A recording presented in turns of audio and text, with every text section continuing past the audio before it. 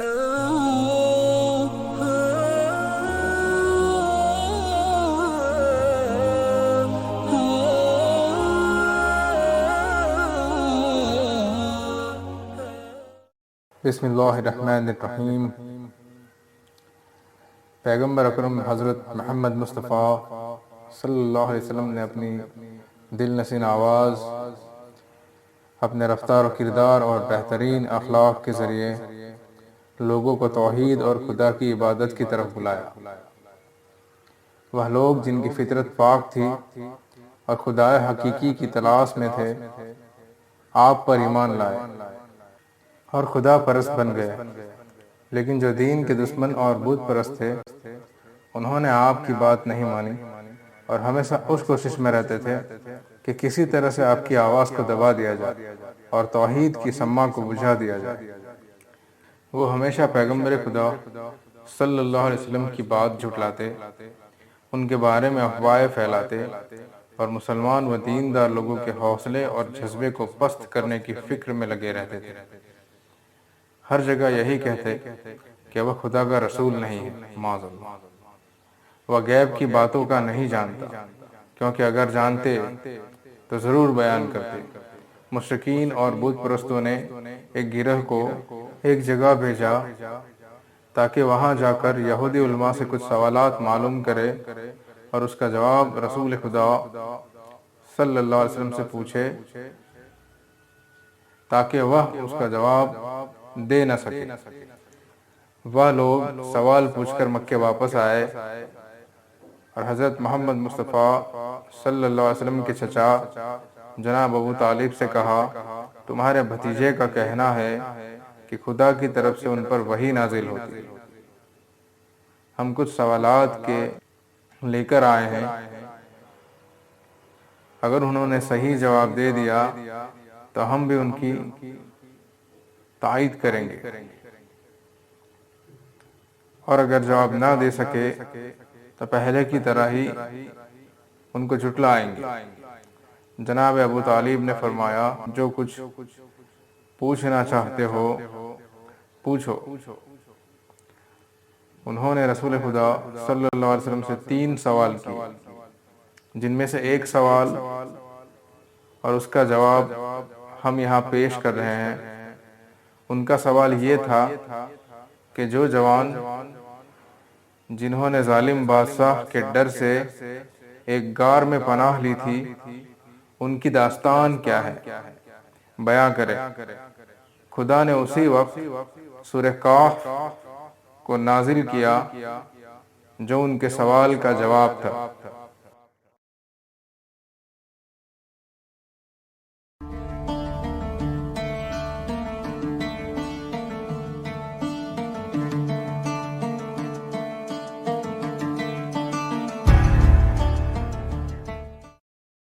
वाक़िया असहाब कहाफ का इस तरह से है। दकियानूस ने अपने जुल्म सितम और फौजी ताकत के बलबूते पर बहुत बड़ी सल्तनत हासिल की और फिर अपने लिए बहुत ही आलीशान महल बनवाए। गुरूर और तकब्बर के साथ तख्त पर बैठा, अपने लिए कुछ वजीर और कुछ मुहाफिज मुंतखब किए और फिर हुकूमत करने लगा। कुछ अरसे बाद खुदाई का दावा करने लगा और अपने दरबार वालों और दूसरे तमाम लोगों से कहा कि सिर्फ मेरी इताअत व इबादत करो। और अपने दरबार वालों और दूसरे तमाम लोगों से कहा कि सिर्फ मेरी इताअत और इबादत करो, और जो भी मेरे हुक्म की मुखालिफत करेगा उसको सख्त सजा दूंगा। इसी तरह कुछ साल गुजर गए। एक दिन जब वो गुरूर था और तकब्बुर में मस्त अपने तख्त पर बैठा हुआ था, एक आदमी तेजी से दौड़ता हुआ उसके पास आया और खबर दी, बादशाह सलामत, अभी खबर मिली है कि एक लश्कर तेजी से हमारे तरफ हमला करने के लिए बढ़ा जा रहा है और सरहद पार करने वाला है। ये खबर सुनते ही दकियानूस के चेहरे पर हवैया उड़ने लगी और डर के मारे उसका चेहरा पीला पड़ गया। ये देखकर उसका वजीर और दरबार वाले ताज्जुब में पड़ गए कि अभी तो इसको खुदाई का दावा था, अब क्या हो गया। उसका एक वजीर सोचने लगा, दकियानूस खुदा होने का दावा करता है और लोगों से कहता है कि तमाम चीजें मेरे कब्जे में हैं, लेकिन वह खुद भी दूसरे लोगों की तरह एक आम आदमी है, क्योंकि वह भी खाने और पीने का मोहताज है। कभी खुश होता है और कभी डरता है, कभी जागता है और कभी सो जाता है। ये सब काम तो खुदा के नहीं हो सकते और ये शफाअत खुदा के लिए नामुनासिब है।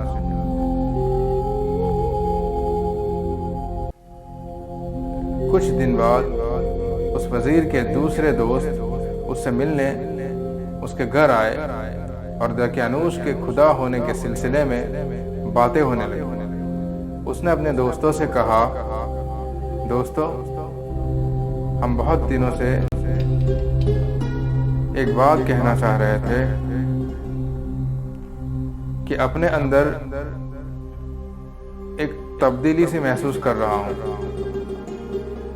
गोया मेरा अबेदार ज़मीर मुझसे बातें कर रहा है, या मेरी फितरत मुझे नूरानी और रोशनी की तरफ ले जा रही है। इस हालत ने मेरे ऊपर इतना असर किया है कि न कुछ खाया जा रहा है और ना ही नींद आती है। आखिर ये क्या हो गया है? उस वजीर के दोस्त ने कहा, हमें भी बताओ।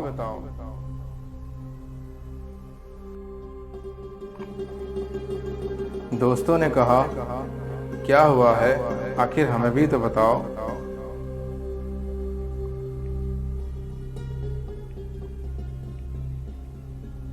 दोस्तों, जब मैं आसमान की तरफ देखता हूँ और उस कायनात की वसीयत और अजमत के बारे में गौर और फिक्र करता हूँ, तो सवाल पैदा होता है कि इन चांद, सूरज और सितारों को किसने पैदा किया। जब मैं ज़मीन और दूसरी मखलूक़ात के बारे में गौर और फिक्र करता हूँ, तो सोचता हूँ कि ये सब कैसे पैदा हुआ है। ये पहाड़, सहरा, हरियाली, दरिया और मुख्तलिफ किस्म के जानवरों को किसने बनाया। खुद ये इंसान कैसे पैदा होता है और फिर कैसे बड़ा होता है। खुद हमको किसने पैदा किया। उस वजीर की बात सुन के उनके दोस्तों ने कहा, फिर तुम किस नतीजे पर पहुंचे। उस वजीर ने कहा, उस नतीजे पर पहुंचा हूं कि दकियानूस एक कमजोर और नातवा बादशाह है, नातवा मखलूक, वह सिर्फ खुदाई का दावा करता है, वरना हकीकी खुदा वो है जो हकीम, आलिम और इस पूरी कायनात का पैदा करने वाला है। उसके दोस्तों ने भी उसकी बातों पर गौर किया और फिर सब ने उसकी ताईद की। तब उन्होंने तय किया कि दकियानूस के शहर से बचने के लिए हमें इस शहर से निकलना होगा। और आखिरकार पूरे इरादे के साथ शहर से बाहर निकले और एक बयाबां की तरफ चल दिए। रास्ते में उनको एक चरवाहा मिला। उन्होंने कुछ देर उसके पास आराम किया और उसके साथ बातें करने लगे। फिर जब वह चलने लगे तो वह भी उनके साथ हो गया और उसका कुत्ता भी आ गया। उन्होंने कहा, इस कुत्ते को अपने साथ क्यों ला रहे हैं? वह हमारे लिए खतरा पैदा कर सकता है और उसके जरिए से दुश्मन हमसे बाखबर हो सकता है।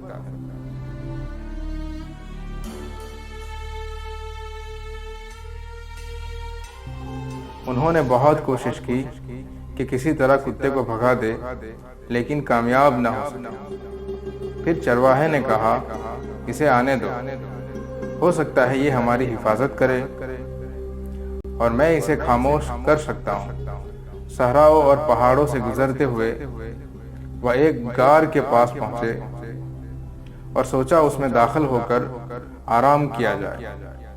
सब लोग आराम करने लगे। आराम करने के लिए लेट गए। थकावट की वजह से उन्हें फौरन नींद आ गई और कुत्ता भी गार के किनारे सो गया। यह गार इतना बड़ा था और इसका दरवाजा इस तरह था कि जब सूरज तुलू होता था तो उसकी किरणें सीधी इस गार में पड़ती थी, और जब गुरूब होता था तब भी एक बार इसमें चमकता था।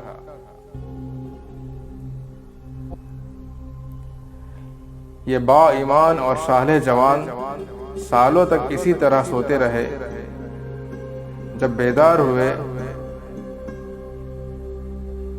तो सूरज डूब रहा था, लिहाजा वह ये सोच रहे थे कि हम फक्त एक दिन सोए हैं।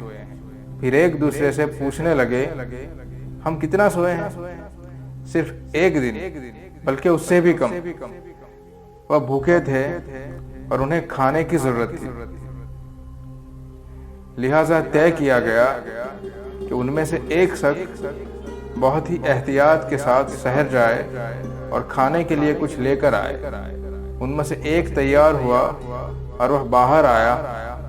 जब बाहर आया तो क्या देखा कि बाहर का पूरा मंजर बदल चुका है। पहाड़ों पर सिर्फ चंद सूखे पहाड़ दिखाई दे रहे थे और कुछ नहीं। जिस रास्ते से वह आए थे वह भी उसे अजीब सा लग रहा था। शहर तो बिल्कुल बदल चुका था। उसे बहुत ताजुब हो रहा था और कुछ समझ में नहीं आ रहा था कि आखिर क्या हो गया है।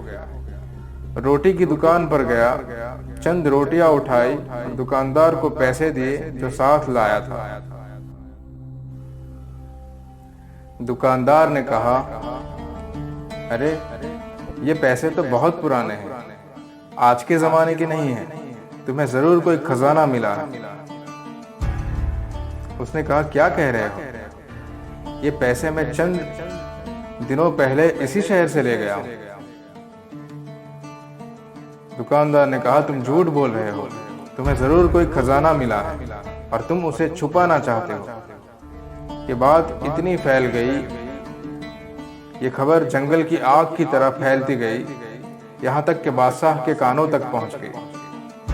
उस बादशाह के दरबार में हाजिर किया गया ताकि उससे पूछा जा सके, उसे पूछताछ की जाए, क्या तुमको कोई खजाना मिला है?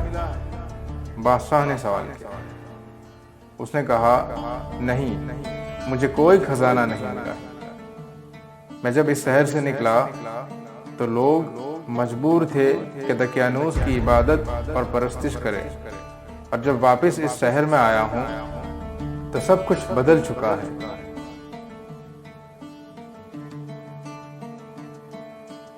बादशाह ने कहा, यह कहानी शायद इसलिए तुमने गढ़ी है ताकि हमको बेवकूफ बनाओ सको। तुम्हें मालूम है कि हमारे पैगंबर जनाब ईसा अलैहिस्सलाम ने फरमाया है कि अगर किसी को खजाना मिले तो उसका 5वां हिस्सा उससे लिया जाए और बाकी उसके हवाले किया जाए। तब उसने कहा, आखिर आप लोग मेरी बात क्यों नहीं मान रहे? मैं इसी शहर का रहने वाला हूं और जो कुछ कह रहा हूं हकीकत है। बादशाह ने कहा, क्या इस शहर में तुम्हारा घर भी है? उसने कहा, हाँ है। आइए मैं आपको अपना घर दिखाता हूँ। बादशाह और कुछ दूसरे लोग उसके साथ चल दिए ताकि देखे क्या सही है और क्या गलत। उसने बताया, यहाँ मेरा घर है। जी हाँ, यही मेरा घर है। दरवाजा खटखटाया। एक बूढ़े आदमी ने दरवाजा खोला और पूछा, कौन, क्या काम है? बादशाह ने कहा, इस शख्स का कहना है कि ये घर इसका है और इसकी कहानी भी बड़ी अजीब और गरीब है। बूढ़े ने पूछा तो इस जवान ने अपना नाम बताया। जैसे ही उस जवान ने अपना नाम बताया और घर की कुछ निशानियां बताई तो वह बूढ़ा उस जवान के कदमों में गिर पड़ा और उसके हाथों को बोसा देने लगा, चूमने लगा। और फरमाया उसने, जो आपने बताया है वह तो मेरे दादा जान का नाम है। बादशाह सलामत ये सब वह बाईमान जवान थे जो जालिम बादशाह दकियानूस की हुकूमत से भागकर शहर से बाहर चले गए थे। ये सच कह रहे हैं। बादशाह और दूसरे लोग भी इस जवान का एहतराम करने लगे। फिर ये तय पाया कि गार में चला जाए ताकि दूसरे जवान जो गार में हैं उनका भी दीदार किया जाए। सब लोग गार की तरफ चल पड़े। जब गार के करीब पहुंचे तो उस नौजवान ने कहा, अभी आप लोग यहीं ठहर जाए ताकि मैं अपने दोस्तों को सारी बात बता दूं, क्योंकि उनको नहीं मालूम कि वह कितना सोए हैं। अगर वह आप लोगों को देखेंगे तो यही समझेंगे कि दकियानूस की फौज हमें गिरफ्तार करने आई है। वह दोस्तों के पास आया और कहा, दोस्तों, क्या आप जानते हो कि हम कितना सोए हैं? बता तो दिया कि एक दिन, बल्कि उससे भी कम। नहीं दोस्तों, बल्कि हम लोग पूरे 309 साल तक सोए हैं। दकियानूस बहुत सालों पहले मारा जा चुका है और उसके बाद खुदा ने एक पैगंबर भेजा है जिसका नाम ईसा बिन मरियम अलैहिस्सलाम। खुदा के हुक्म से वह भी अब आसमान पर जा चुके हैं और इस वक्त का बादशाह और लोग सब इस पैगंबर के मानने वाले हैं। और सब लोग आपके दीदार के मुंतजिर हैं। उसके दोस्त ताज्जुब से उसकी बातें सुन रहे थे। उनमें से एक ने कहा, तुम क्या कह रहे हो? क्या ये चाहते हो हम लोगों के लिए इबरत बने? फिर क्या किया जाए? आओ हम सब खुदा से दुआ करते हैं कि दोबारा हमको इसी तरह अपनी बारगाह में बुला ले। खुदा ने उनकी दुआ कबूल कर ली और वह फिर से हमेशा के लिए सो गए। जब बहुत देर हो गई और वह बाहर ना निकले तो बादशाह और उसके सिपाही उसके अंदर आए। देखा कि सब के सब इस दुनिया से जा चुके हैं। बादशाह ने हुक्म दिया कि इस गार को एक इबादत गाह की शक्ल दी जाए ताकि कयामत तक के लिए ये यादगार रहे। अल्लाहु आलम बिस्सवाब।